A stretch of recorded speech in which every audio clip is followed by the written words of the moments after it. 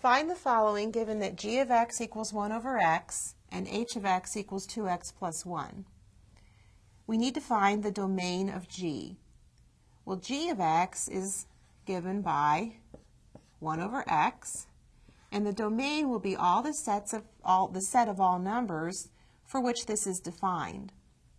The only place this will be not defined is when the denominator is 0, because we cannot divide by 0.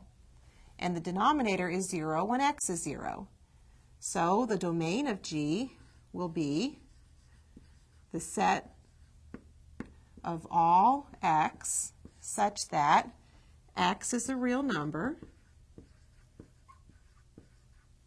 That means all real numbers, and how we write except 0, we can say the set of all x such that x is a real number,